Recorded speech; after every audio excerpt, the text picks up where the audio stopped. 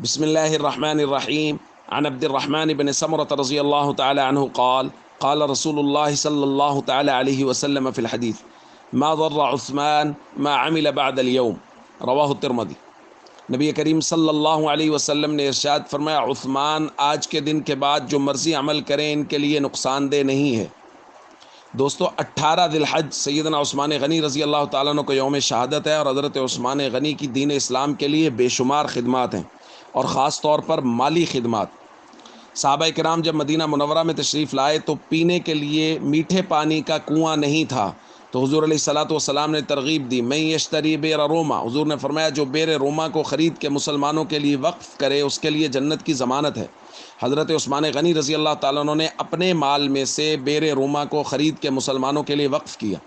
پھر جب مسجد نبوی شریف کی جگہ کچھ کم پڑ گئی تو غزوہ خیبر کے بعد اس کی توسیع کے لیے حضور علیہ الصلوۃ والسلام نے فرمایا، کون ہے جو فلاں جگہ کو خرید کے مسجد نبوی کے لیے وقف کرے، میں اس کے لیے جنت کا ضمانتی ہوں۔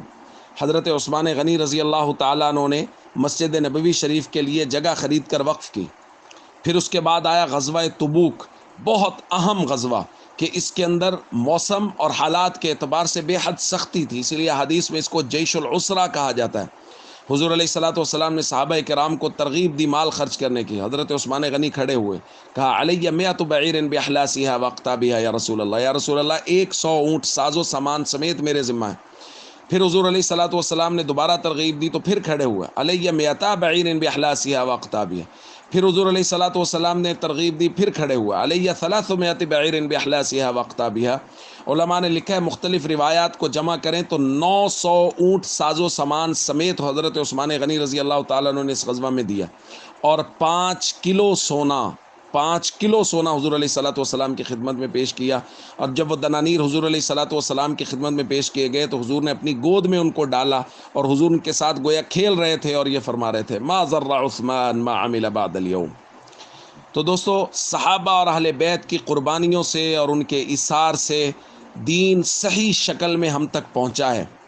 اب آج کے دور میں اگر کوئی شخص صحابہ یا اہل بیت میں سے کسی بھی فرد کے خلاف کوئی بات اپنی زبان سے نکالتا ہے، اپنے بغض کا اظہار کرتا ہے، تو یاد رکھیے وہ صحابہ سے نہیں، وہ اللہ کے نبی سے بغض رکھتا ہے، کیونکہ حضور کا فرمان ہے وَمَنْ أَبْغَضَهُمْ فَبِبُغْضِي أَبْغَضَهُمْ۔ جو صحابہ سے بغض رکھتا ہے وہ دراصل میں محمد کریم سے بغض رکھتا ہے، اور میرے بغض کی وجہ سے صحابہ سے بغض رکھتا ہے۔